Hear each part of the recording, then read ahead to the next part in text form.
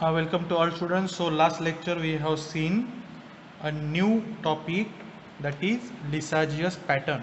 So with the help of Lissajous pattern we have to calculate the unknown frequency. Okay, so we have two signal, one have a known frequency fx and another signal is unknown frequency, ज्याची frequency आपल्याला calculate करायची आहे तो.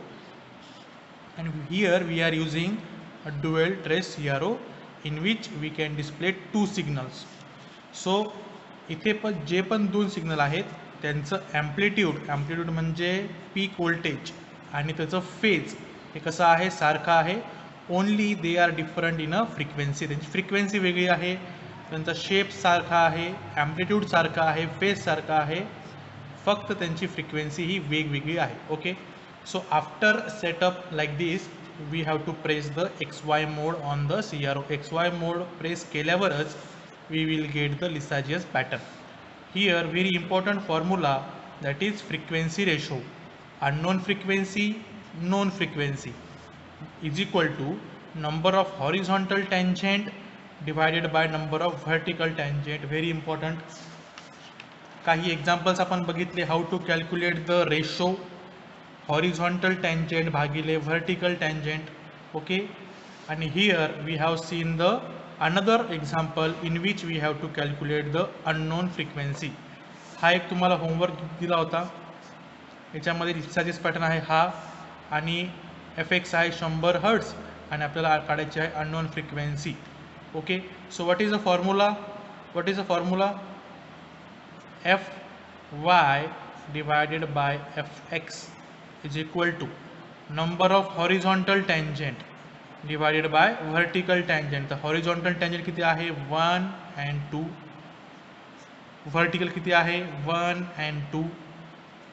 आता हा fx इकडे घेऊन जायचा, fx ची व्हॅल्यू किती आहे 100 हर्ट्ज, 2 गेट्स कॅन्सल, तर fy ची व्हॅल्यू किती आली आहे आपली 100 हर्ट्ज.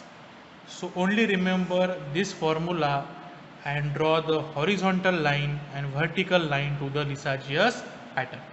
ओके, हा झाला आपला आन्सर. पुढचा जो टॉपिक आहे तो आहे फेज मेजरमेंट. काय करायचं आपल्याला, फेज मेजर करायचा आहे with the help of same Lissajous pattern. तर फेज म्हणजे काय नेमकं ते आपण बघूया. So first I draw the sine signal. हा कोणता सिग्नल आहे, साईन. इथे असणार टाइम, इथे असणार व्होल्टेज, इथे आहे 0. ओके, ही आहे माझी पॉझिटिव्ह हाफ सायकल. ही जी आहे ही काय आहे, 1 सायकल, पूर्ण 1 cycle. So this is 1 complete cycle, this is half positive cycle and this is half negative cycle. कारण की ही पॉझिटिव्ह पोर्शनमध्ये आहे, ही निगेटिव्ह पोर्शनमध्ये आहे. तर नेहमी लक्षात ठेवायचं 1 सायकल कम्प्लीट्स द 360 डिग्री. एक सायकल पूर्ण होण्यासाठी त्याने किती अँगल घेतला आहे, 360 डिग्री. म्हणजे पॉझिटिव्ह हाफ सायकलमध्ये किती येणार, 0 पासून 180 डिग्री, निगेटिव्हमध्ये 180 पासून ते 360 degree. So 1 cycle completes 360 degree. Okay, त्याच्यामध्ये 0 ते 180च्या मध्ये इथे काय असणार आहे 90 डिग्री. बरोबर आहे. जर आपण 2 पार्टमध्ये डिवाइड केलं तर किती असणार आहे, 0 ते 180च्या मध्ये 90 आणि 180 ते 360च्या मध्ये किती असणार आहे 270 डिग्री. तर सिग्नल जर 0 पासून सुरू झाला तर आपण त्याला काय म्हणतो, फेज किती आहे 0. सिग्नल जर 90 डिग्री पासून सुरू झाला, म्हणजे सिग्नल जर इथून सुरू झाला तर फेज किती आहे 90. सिग्नल जर इथून सुरू झाला म्हणजे निगेटिव्ह पोर्शन पासून सुरू झाला, म्हणजे अँगल किती आहे, त्याचा फेज किती आहे 180. आणि इथून जर सुरू झाला तर त्याचा फेज किती आहे 270 डिग्री. तर हाच phase, this phase we have to calculate using the Lissajous pattern. तर लक्षात येत आहे, जर सिग्नल इथून सुरू झाला 0 पासून तर फेज किती झाला 0 डिग्री. सिग्नल जर असा असला म्हणजे इथून जर सुरू झाला 90 डिग्री पासून तर फेज किती झाला 90 डिग्री. सिग्नल जर खालून सुरू झाला इथून, तर इथे कोणता अँगल आहे 180, तर फेज किती झाला 180 डिग्री. आणि सिग्नल जर असा स्टार्ट झाला इथून पुढे कंटिन्यू जर झाला तर त्याचा फेज किती आहे 270.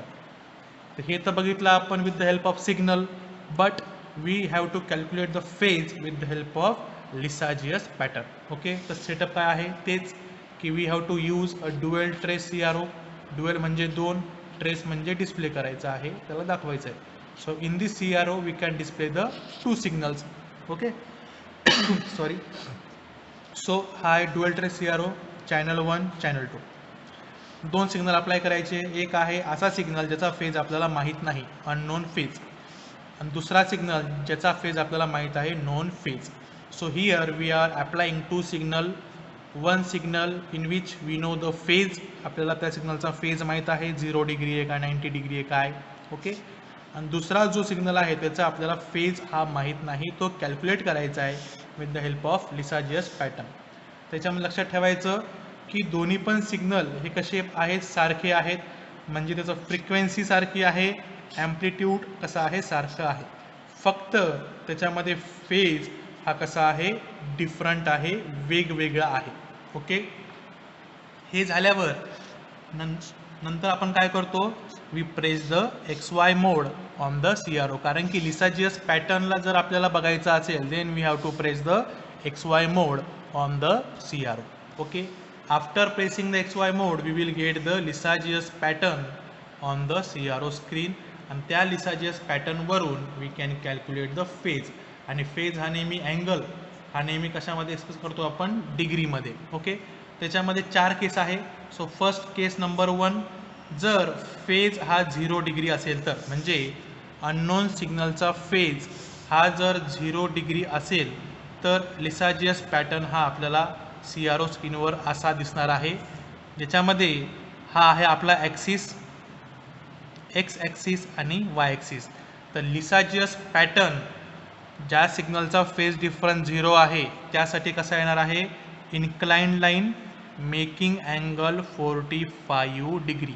म्हणजे काय, तर हा झाला माझा चॅनल 2ला गेलेला सिग्नल आणि हा आहे चॅनल 1ला गेलेला सिग्नल. तर बघा, चॅनल 2चा सिग्नलचा फेज किती आहे, 0 डिग्री, आणि चॅनल 2चा पण फेज जर 0 डिग्री आहे, म्हणजे दोघांचं फेज हा जर 0 डिग्री असेल, चॅनल 1चा फेज आणि चॅनल 2चा फेज हा जर 0 डिग्री असेल तर आपल्याला लिसाजियस पॅटर्न कसा भेटणार आहे, line, inclined line making angle 45 degree.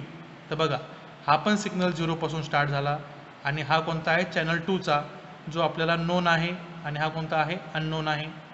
तर नोन आणि अननोन दोघांमध्ये फेज जर 0 डिग्री असेल, दोघांमध्ये काहीच फरक नाही आहे, सारखे आहेत, तर आपला जो लिसाजियस पॅटर्न आहे तो कसा भेटणार आहे, अ लाईन मेकिंग अँगल 45 डिग्री. हा झाला केस नंबर 1. केस नंबर 2, जर फेज हा 180 डिग्री आहे, म्हणजे काय, हे सोडून द्या. आता इकडे बघा, हे आहे चॅनल 2चं आणि हे आहे चॅनल 1चं. चॅनल 1चं अननोन आहे, चॅनल 2चा नोन आहे. आता बघा, चॅनल 2चा फेज किती आहे, 0 डिग्री, कारण की हा 0 पासून स्टार्ट झाला आहे, करेक्ट. याचा फेज किती आहे, 180 डिग्री, कारण की तो खालून सुरू झाला आहे. तर ह्या सिग्नलचा फेज डिफरन्स किती आहे, 180 डिग्री. हे आपण सिग्नलकडे बघून सांगू शकलो. तेच जर आपण लिसाजियस जर काढलं तर काय येणार आहे, same inclined line but angle किती आहे आता, 135 डिग्री. हे बघा, अशी लाईन. कळतंय सर्वांना. याच्यावरून आपल्याला काय कळतंय की दोघांमध्ये फेज डिफरन्स 0 आहे, कारण की हा पण 0 पासून स्टार्ट झाला, हा पण 0 पासून स्टार्ट झाला. असे सिग्नल जर आपण CROला अप्लाय केले तर लिसाजियस पॅटर्न हा असा मिळेल. म्हणजे या लिसाजियस पॅटर्नवरून तुम्हाला सांगता आलं पाहिजे की फेज डिफरन्स किती आहे, 0. या लिसाजियस पॅटर्नवरून तुम्हाला सांगता आलं पाहिजे की फेज डिफरन्स किती आहे, 180. जर 45 डिग्री जर अँगल असेल तर फेज डिफरन्स आहे 0. 135 डिग्री जर असेल तर फेज डिफरन्स आहे 180. पुढची केस, जर फेज डिफरन्स 0 ते 90 डिग्रीच्या मध्ये आहे, म्हणजे हे झालं माझं चॅनल 2चं आणि हे झालं माझं चॅनल 1चं. तर बघा, हा सिग्नल 0 ते 90च्या मधून स्टार्ट झाला आहे, बरोबर. इथे किती होतं, 90, इथे किती आहे, 0.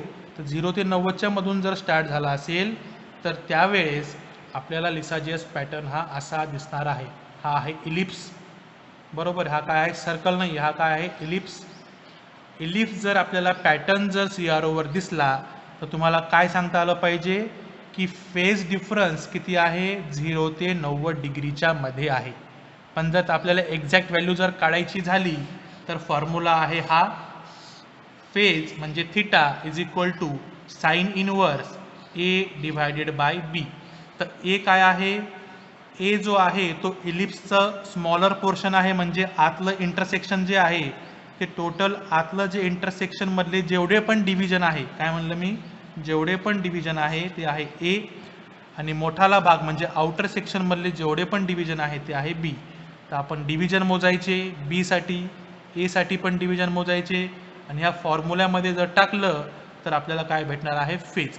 इलिप्सवरून काय कळतंय की 0 ते 90 डिग्रीमध्ये आहे, पण एक्झॅक्ट व्हॅल्यू काढण्यासाठी आपल्याला हा फॉर्म्युला यूज करावा लागेल. हे झालं केस नंबर 3. केस नंबर 4, जर फेज म्हणजे थिटा हा 90 डिग्री ते 180 डिग्री मध्ये जर असेल तर इलिप्स हा आपल्याला दिसणार आहे. पहिला इलिप्स कुठे टिल्ट होता, राईट साईडकडे. हा इलिप्स कुठे टिल्ट आहे, लेफ्ट साईडकडे. इथे पण सेम, लाईन कुठे टिल्ट आहे, राईट साईडकडे म्हणजे फेज 0. लाईन कुठे टिल्ट आहे, लेफ्ट साईडकडे म्हणजे फेज 180 डिग्री. तर त्याच पद्धतीनं 90 ते 180 मध्ये जर फेज असेल तर लिसाजेस पॅटर्न कसा दिसणार आहे CROवर, इलिप्स कुठे टिल्ट आहे तो लेफ्ट साईडकडे. मोठा पोर्शन म्हणजे बी, आणि आतला जो पोर्शन आहे म्हणजे हा इंटरसेक्ट झालेला हा दिस वन, हे झालं ए, आणि हे बाहेरचं जे आहे ते झालं माझं बी. ओके, तर 90 ते 180 मध्ये आहे ठीक आहे, पण त्याची एक्झॅक्ट व्हॅल्यू जर काढायची झाली तर हा सेम फॉर्म्युला यूज करायचा. फक्त एक स्मॉल चेंज आहे, तो काय की ह्या फॉर्म्युल्याच्या अगोदर आपण इथे लावायचं आहे 180 degree minus sine inverse A divided by B. Example आपण बघूया, पुन्हा एकदा सांगतो मी. फेज डिफरन्स जर 0 असेल तर इन्क्लाइंड लाईन राईट साईडकडे. फेज जर 180 डिग्री जर असेल, इन्क्लाइंड लाईन लेफ्ट साईडकडे. इलिप्स जर असेल राईट साईडकडे, 0 ते 90 मध्ये असणार. फॉर्म्युला आहे हा आउटर, हा इन्नर. इलिप्स जर लेफ्ट साईडकडे असेल तर फेज किती असणार, 90 ते 180, आणि हा आहे फॉर्म्युला. तर एक्झाम्पल आता बघूया आपण.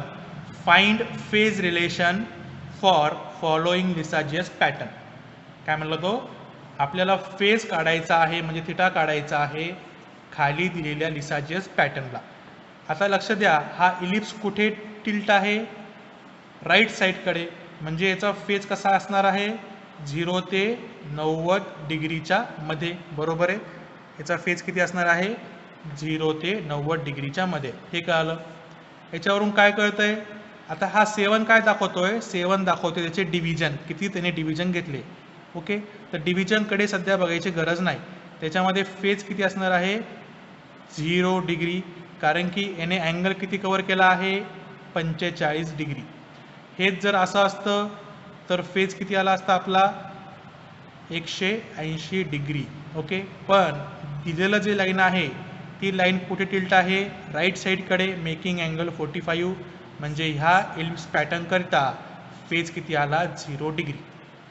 इथे आपण काय सांगितलं, फेज 0 ते 90 डिग्रीच्या मध्ये आहे, पण एक्झॅक्ट व्हॅल्यू काढण्यासाठी काय फॉर्म्युला आहे, sine inverse A divided by B. A divided by B. तर लक्षात ठेवायचं, ए काय असणार आहे स्मॉलर, आणि बी बी कोणता आहे मोठा आहे. इथे बघा, बी म्हणजे काय आउटर, ए म्हणजे काय इन्नर. तो टाका फॉर्म्युला साइन इनवर्स. आता याने काय सांगितलंय, इथून ते इथपर्यंत किती आहे 5, इथून ते इथपर्यंत किती आहे 7. जर वर 5 असेल तर खाली पण किती असणार 5, वर 7 असेल तर खाली पण किती असणार 7. म्हणजे ए किती झालं माझं, हा 5 म्हणजे काय झालं माझं ए, आणि हा 7 म्हणजे बघा काय झालं माझं बी. तर ए म्हणजे टोटल घेतो आपण इथून ते इथपर्यंत, करेक्ट, हे झालं माझं ए, आणि इथून ते इथपर्यंत माझं काय झालं बी. तर इथे ए काय येणार आहे 10, आणि बी काय येणार आहे 7 दोन्ही 14. तर ही झाली माझी थिटा. याला आपण जर कॅल्सीमध्ये सॉल्व केलं तर आपल्याला व्हॅल्यू भेटेल, ते येणार आहे आपलं angle. So this is a phase relation between unknown and non. हा होता आपला लिसाजियस पॅटर्न. याच्यावरून तुम्हाला सांगता आलं पाहिजे की फेज हा नेमका किती आहे. हा जर पॅटर्न दाखवला तर फेज किती आहे 0 डिग्री, संपलं. हा जर पॅटर्न दाखवला तर फेज किती आहे 180 डिग्री, संपलं. हा जर पॅटर्न दाखवला तर फेज किती आहे 0 ते 90च्या मध्ये. ॲक्च्युअल व्हॅल्यू काढण्यासाठी फॉर्म्युला यूज करा. हा पॅटर्न जर दाखवला तर फेज डिफरन्स किती आहे 90 ते 180च्या मध्ये. फक्त ह्या फॉर्म्युलाच्या अगोदर काय करायचं आहे 180 डिग्री मायनस लावायचं आहे, आपल्याला व्हॅल्यू मिळेल. लक्ष ठेवायचं आहे बाहेरचं जे अंतर आहे ते आहे बी आणि हे आतलं जे आहे ते आहे ए. फॉर्म्युल्यामध्ये गडबड करू नका, अगोदर स्मॉलर आहे आणि खाली काय आहे लार्जर आहे. Okay, that's it for today's lecture. In next lecture we will start another topic. Okay, thank you.